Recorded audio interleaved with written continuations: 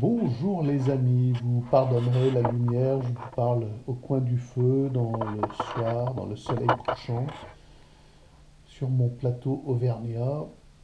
Et puis j'ai pas envie d'allumer parce que voilà, j'aime cette pénombre, j'aime regarder le soleil se coucher malgré la pluie, malgré les nuages, j'aime regarder le soir, j'aime regarder le crépuscule.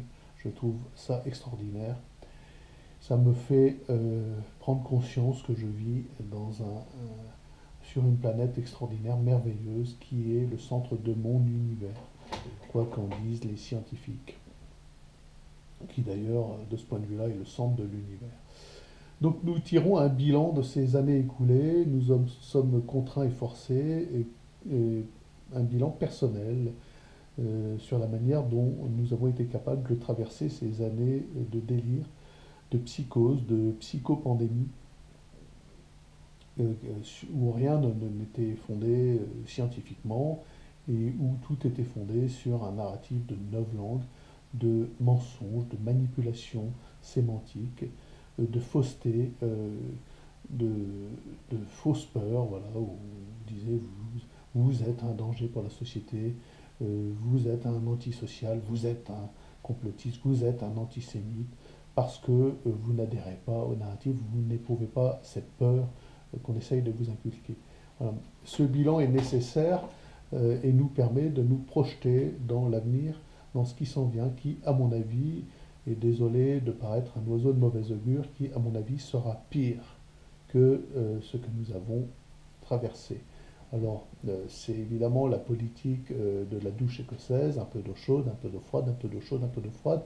Là, vous avez le sentiment qu'on parle moins de la psychopandémie, vous avez le sentiment que tout va un petit peu mieux, qu'il y a un vague retour à la normalité. Je vous assure qu'il n'en est rien et ce que nous mijotent nos élites dans les G20, les COP 20, je ne sais plus combien, n'est pas joli à regarder et se confronte directement à vos libertés spirituelles, vos libertés physiques, les libertés dans leur ensemble, liberté de penser, de croire, d'être. Il est fascinant de remarquer que la période de Gilets jaunes, qui était une saine révolte, même si les motifs initiaux étaient un peu commerciaux, le pouvoir d'achat, bon, cette période, ça a été on, saine révolte, off, terminé, fini. Donc on peut se poser la question de comment se fait-il qu'il n'y ait plus du jour au lendemain cette capacité des Français à se révolter contre ce pouvoir inique. On peut se demander si le pic-pic n'y serait pas pour quelque chose. Moi, je pose la question. Je n'ai pas les éléments scientifiques, donc je n'affirme rien, mais statistiquement, on peut se dire qu'il y a une certaine forme de corrélation. Non, vous ne trouvez pas entre cette capacité de révolte et tout d'un coup plus rien et le pic-pic. Je trouve ça très surprenant. Voilà, donc l'heure du bilan est nécessaire. Moi, je le fais de manière régulière. Je regarde la manière dont je me suis comporté personnellement durant ces 2 ans. Sachez que moi, personnellement, sans me lancer de fleurs, je n'ai jamais porté de masque en France. Alors, je l'ai porté, j'ai passé une partie du confinement en Floride. Enfin, au Mexique, en Floride, dans quelques pays exotiques, au Belize et autres. En Floride, bon, c'était un peu obligatoire parce que si on ne portait pas de masque en rentrant dans le métro aérien de Miami, on se faisait dégommer au Glock 19. Donc, bon. Puis on ne savait pas trop au début et on était en transit et il fallait qu'on bouge parce qu'on n'avait plus de pilote automatique sur le bateau et autres. Donc j'ai mis un masque. Mais en arrivant en France, je me suis dit, il y a un souci là, quand j'ai vu les caissières dans des blocos, les caissières du Leclerc à Brest, je me suis dit là, on se fout de notre gueule, clairement. Et à partir de ce moment-là, j'ai arrêté de porter ce machin. Et je n'en ai plus jamais porté. Ça ne m'est plus jamais arrivé. Quel que soit le lieu, la situation. Je vous dirais, ma femme me dirait, oui, mais tu ne sors pas, c'est moi qui fais les courses. Bon, c'est vrai, je reconnais. Bon, je suis peut-être un petit peu lâche sur le coup, mais quoi qu'il en soit, je suis tout de même allé dans des commerces. dans des administrations, chez le médecin, chez le dentiste, et je n'ai jamais porté ce truc, jamais. Voilà. Alors vous me direz, ah, t'es un salaud, criminel, et bien je vous emmerde. Voilà, c'est clair et net. Si vous croyez dans ce truc-là, vous êtes mort. Vous êtes mort, vous êtes déjà, d'ores et déjà, des zombies. Et puis vous avez pris vos pics et donc vous êtes les morts du système. Donc ça fait partie des détails, hein, parce que j'ai mené d'autres petits actes de résistance dont je ne vous ferai pas part en vidéo, déjà pour pas être striké, pour pas voir ma chaîne disparaître et pour pas voir, voilà. Je n'en dirai pas plus. Donc la question est la suivante, comment allons-nous affronter ce qui vient et qui sera pire que ce que nous avons connu? Alors, sans jouer les oiseaux de mauvais augure, oui, ça sera pire. C'est une certitude. Là, c'était un échauffement. Ils se sont aperçus qu'ils étaient parvenus à éteindre tout esprit, toute velléité de résistance des peuples. Ça a été on, puis tout d'un coup off, terminé. Il n'y a plus rien, mis à part 4 pelés, 3 tondus, le docteur Fouché, l'avocat Divisio, Florian Philippot et les 300 manifestants le samedi, qui ont du mérite, hein, je reconnais, hein, moi franchement, bon, ça m'épate, hein. Et puis des gugus comme moi, avec quelques abonnés sur YouTube, bon. Mis à part ça, c'est mort, hein. Totalement mort, totalement, il n'y a plus rien. Et donc la question est comment allons-nous traverser ce qui arrive, voilà, qui nous est annoncé à mots à peine couverts par ces médias qui ne sont que des agents de propagande du nouvel ordre mondial, hein, qui ne font plus un travail de journaliste, qui ne sont plus là à essayer de déterminer le bien fondé d'une mesure politique, donc qui collaborent immédiatement avec cette mesure politique en nous expliquant, en étant la voix de ces décisionnaires fous et en nous disant que c'est pour notre bien, du pur novlangue, hein, c'est pour notre bien. Voilà. Donc là, pour notre bien, ce qui s'en vient n'est pas beau à voir. Alors, hormis les rumeurs et bruits de bottes, rumeurs de guerre et bruits de bottes, bon, on va se la manger, ça, à mon avis, c'est une certitude. Il nous arrive dessus un contrôle social total. Total, à coup de passes extraordinaires, de passes. Tout ça fondé sur des vérités auxquelles les gens croient religieusement, hein. La nocivité du carbone. Je suis entouré de carbone. Le bois, c'est du carbone. Notre corps, les os, c'est du carbone. Et pourtant, le carbone est la cause de tous nos maux. Voilà. Et par le biais de ce troisième pilier du nouvel ordre mondial qui est l'écologie, vous allez morfler les gens. Tous autant que vous êtes, et moi y compris, hein, personne n'y échappera. Et il n'y a pas moyen d'y échapper. Le seul moyen d'y échapper, eh bien, ça sera très certainement de remettre sur on, mais de manière très sérieuse, de ne pas le faire de manière à moitié.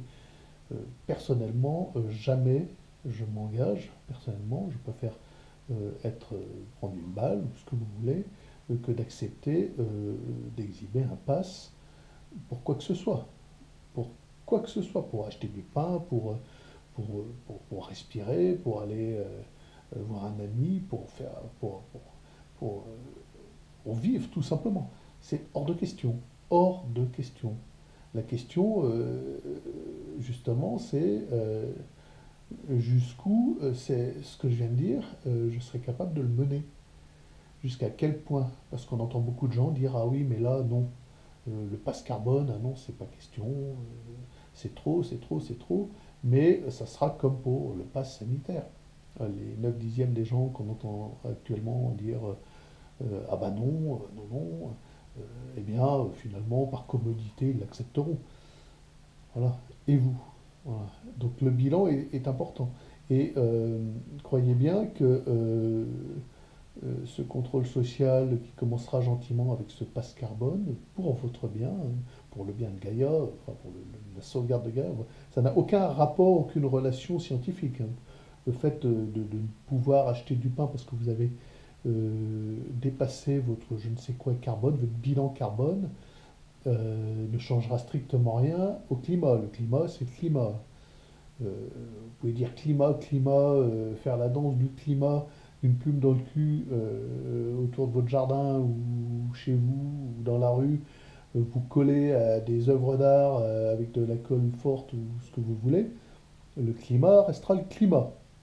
Il n'y a personne sur Terre qui a un petit mollet pour... Ah si, si, si, euh, peut-être pour le foutre en l'air, justement.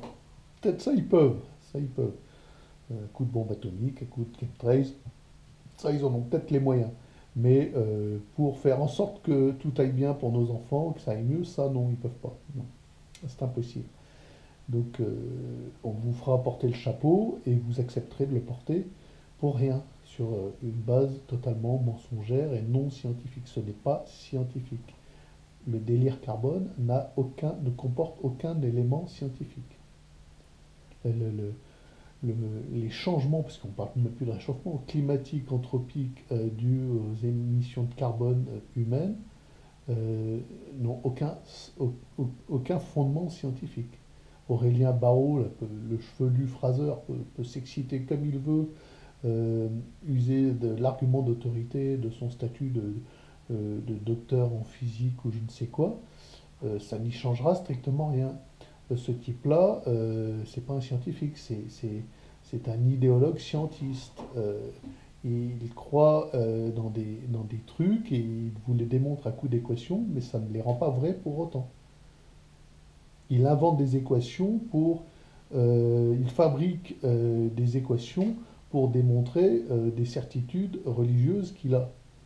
Donc, croyez bien que ça, c'est la démarche cartésienne, c'est le fait de partir d'une idée et de tout faire pour la démontrer, tout en écartant soigneusement toute forme de démonstration contraire. Tout ce qui tendrait à prouver que ce qu'on raconte est de la connerie, ou ce en quoi on croit c'est de la connerie, on l'écarte religieusement. Donc voilà les amis, la question est la suivante. Jusqu'où êtes-vous capable d'aller dans la résistance à ce qui s'en vient et qui sera pire que ce qu'on a connu? C'est la question. Et si vous pensez que vous êtes capable d'aller jusqu'au bout, qu'est-ce que vous êtes prêt à faire maintenant pour mettre en œuvre votre sécurité, votre capacité à ne pas céder euh, à ce délire mondialiste, à ce great reset, à cette oppression sociale de ces élites, de ces gens qui ont un contrôle sur nos vies et qui, par le fait, sont des élites, hein, des gens qui ont tous les pouvoirs, qui ont la capacité de vous influencer par les médias, par les ondes, au sens propre. Hein. Je pense que la 5G, ça ne fait pas du bien au cerveau. Merci, Monsieur Musk, qui, à mon avis, est un démon et pas du tout le gentil monsieur qu'on veut bien nous présenter. Déjà, il a volé l'usine Tesla, renseignez-vous. Tesla, c'est pas lui, c'est quelqu'un d'autre. Et il a mis à la porte des créateurs.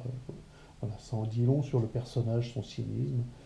Et je pense pas que la 5G soit un bien pour non seulement l'humanité, mais la planète tout entière. À mon avis, c'est plutôt le contraire. Et ça sera un fameux outil de contrôle. Enfin bon, ça c'est une partie du problème, c'est pas une autre question, hein, ça en fait partie.